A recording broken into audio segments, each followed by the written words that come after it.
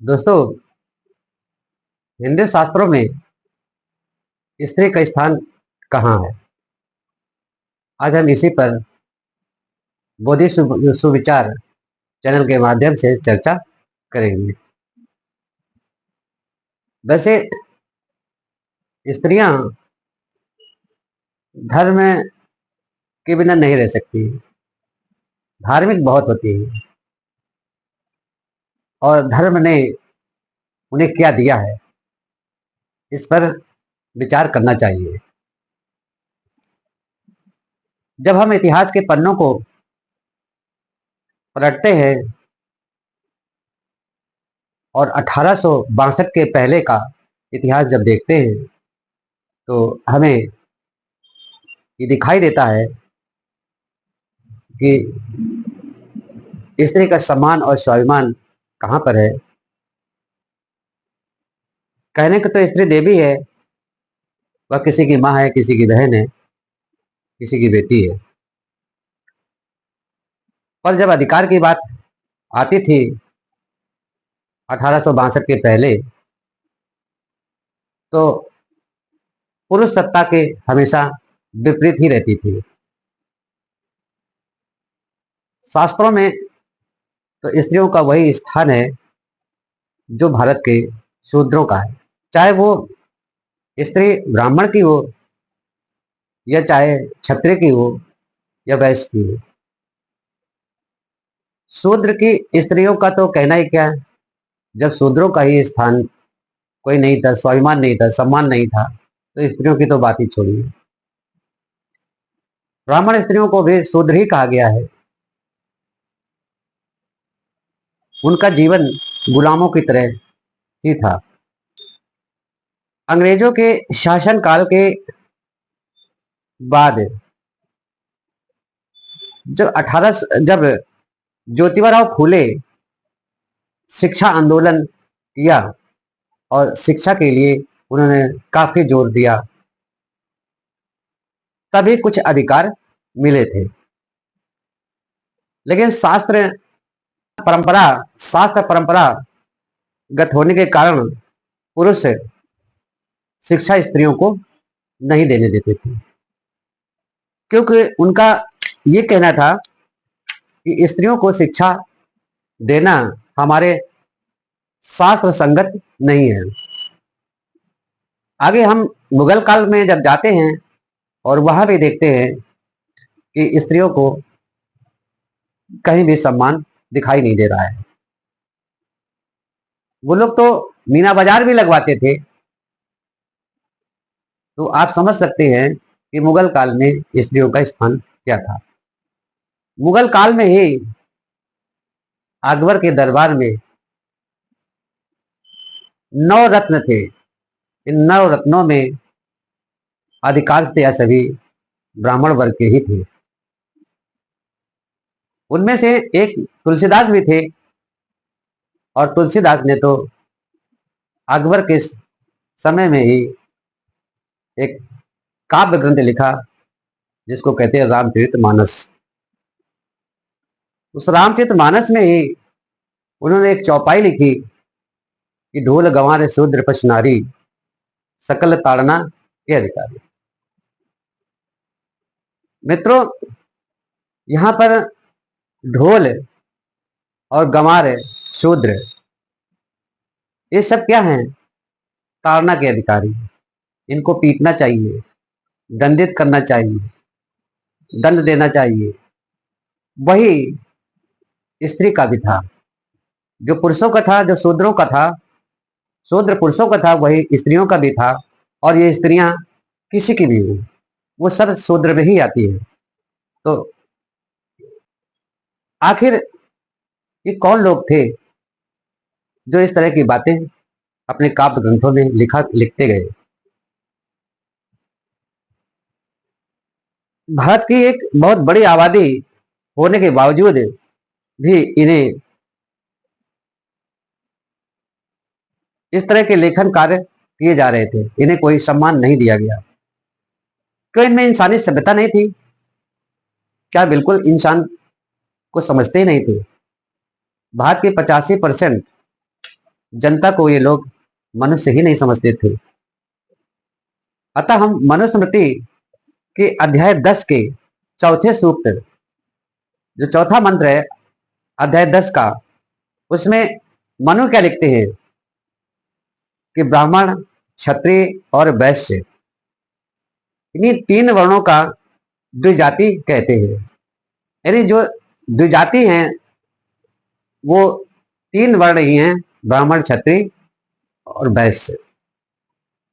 चौथा वर्ण शूद्र है और इसके अतिरिक्त 5वां वर्ण नहीं बना है। तो चौथे वर्ण में स्त्रियां भी शूद्र ही है, ये स्पष्ट मनुस्मृति के द्वारा कर दिया गया है। इन्हीं ग्रंथों के कारण सीता को भी अपमान सहना पड़ा, अग्नि परीक्षा देनी पड़ी, पवित्रता साबित करनी पड़ी और गर्भवती होने के बावजूद भी बिना जानकारी के, बिना उसे बताए जंगल में छुड़वा दिया गया। क्या राम ने कोई परीक्षा दी? ये व्यवहार सिर्फ स्त्रियों के साथ ही क्यों किया गया? क्या राम का राज्य यही एक आदर्श राज्य था? साथियों, यदि यही राम राज्य था तो ऐसे राम राज्य की कोई आवश्यकता नहीं है। अरे भाई, यहां तक कि पति की मृत्यु के बाद स्त्रियों को चिता में जलना पड़ता था। उसे कुछ ब्रह्मवंशी लोगों ने सती प्रथा का नाम दे दिया। क्या कोई पति भी अपनी स्त्री की मृत्यु के बाद क्या वो उसे चिता में जला? बिल्कुल नहीं। उसका यही कारण था कि धर्म ग्रंथों में स्त्री को संतानोत्पत्ति के अतिरिक्त उसे कुछ नहीं समझा गया है। ज्यादातर स्त्रियों को गुलामों जैसी ही जिंदगी काटनी पड़ी है। ये कौन लोग थे जो भारत में रह करके या जम्बू द्वीप में रह करके अपने देश का नाम भी दे दिया? अखंड भारत को खंड खंड करने वाले यही लोग थे। मनुस्मृति के अध्याय 2 के सूत्र 22 और 23 में लिखा है कि पूर्वी समुद्र से लेकर के पश्चिमी समुद्र पर्यंत दोनों पर्वत, हिमालय पर्वत और विंध्याचल पर्वत के बीच का जो देश है वो पंडितों ने आर्यावर्त कहा है। और 23 सूक्त में 23वें मंत्र जो है इनका, वो लिखते बताते हैं कि जहां स्वभाव में ही काले रंग के मृग रहते हो वह योग करने की जगह है। बाकी इससे भिन्न जो देश है वो मलेच्छ देश है। कितनी घृणा है यहाँ के 85% लोगों से। भारतीय मूल सभ्यता को ये अपमानित कर रहे हैं। इसी पुस्तक के अध्याय 2 के मंत्र संख्या 31 में कहते हैं कि नामकरण किस प्रकार का होना चाहिए। ये कैसी घृणा है, आप समझ सकते हैं कि ब्राह्मण का यदि नामकरण होता है, ब्राह्मण के बच्चे का नामकरण होता है तो वो मंगल सूचक होना चाहिए, मंगलवाचक होना चाहिए। क्षत्रिय का के बच्चे का अगर नामकरण होता है तो वो बलवाचक होना चाहिए, वैश्य का धनयुक्त होना चाहिए।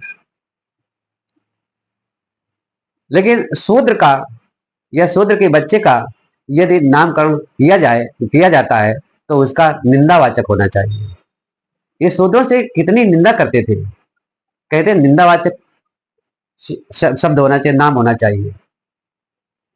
जैसे सूरदास, सूरदास जो कि अहिर थे, शूद्र थे, इसलिए उन्हें उनका नाम निंदावाचक रखा भी गया है। ये ऐसा क्यों करना चाहते हैं? क्योंकि इनको जातिवाद फैलाना है और जातिवाद फैला करके दूसरे को नीच बताना है, अपमानित करना है।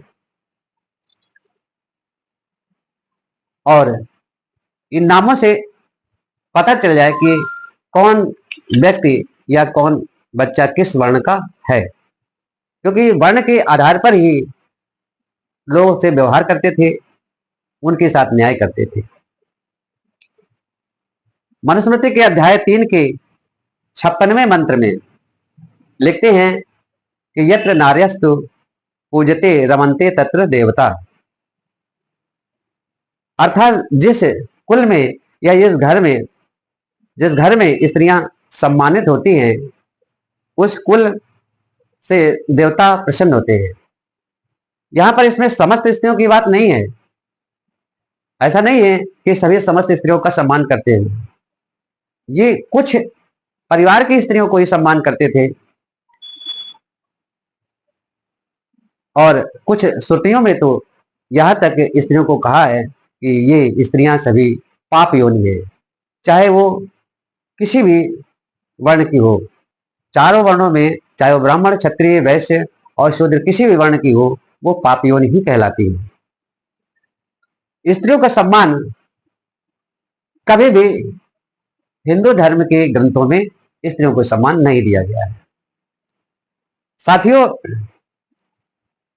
मैं बताना चाहूंगा कि बाबा साहब ने इन सभी इनके धर्म ग्रंथों का अध्ययन किया, बड़ी अच्छी तरह से बारीकी से किया, और वहां देखा उन्होंने कि यहाँ स्त्रियों का या मनुष्यों का जो आपसी भेदभाव है वो बहुत ही गंभीर है। और इसी कारण से स्त्रियों के लिए वो जब भारतीय संविधान को लिखा, तो स्त्रियों के लिए उन्होंने एक हिंदू कोड बिल बनाया। हालांकि इसमें जवाहरलाल नेहरू से उस समय काफी विवाद उत्पन्न हो गया, क्योंकि वो नहीं चाहते थे कि हिंदू कोड बिल बने, क्योंकि नेहरू जी भी धर्म ग्रंथों के विपरीत नहीं जाना चाहते थे। लेकिन विवाद होने के बावजूद भी बाबा साहब अपना प्रयास किया और हिंदू कोड बिल लेकर के आए। सबसे पहले स्त्रियों को समानता का अधिकार दिया, उसमें चाहे पुरुष हो या स्त्री हो, उसके अधिकार समान ही रहेंगे। दूसरा अधिकार, सबसे बड़ा अधिकार था, वो हिंदू मैरिज एक्ट का था। पहले भारतीय संविधान बनने के पहले कई कई स्त्रियों से शादी कर लिया करते थे, और उन्हें किसी प्रकार का कोई अपराध नहीं समझ में आता था। लेकिन डॉक्टर बी आर अम्बेडकर ने जब हिंदू मैरिज एक्ट लेकर आए, तो उन्होंने साफ साफ लिखा कि कोई भी पति वो एक स्त्री को ही रख सकता है। अगर इसके अतिरिक्त स्त्री को रखता है तो उसको सजा और जुर्माना देना पड़ेगा, नहीं, एक क्राइम था। अतः मित्रों, मैं कहना चाहूंगा कि भारत की सभी स्त्रियों को प्रतिदिन सुबह उठ करके बाबा साहब को एक बार प्रणाम करना चाहिए, सम्मान करना चाहिए। साथियों, ये वीडियो आज यही समाप्त करते हैं। अगला वीडियो फिर हम लेकर के आएंगे। तब तक के लिए धन्यवाद। मित्रों, ये वीडियो आपको पसंद आया हो तो इस चैनल को सब्सक्राइब करें, लाइक करें और शेयर करना न भूलें। धन्यवाद।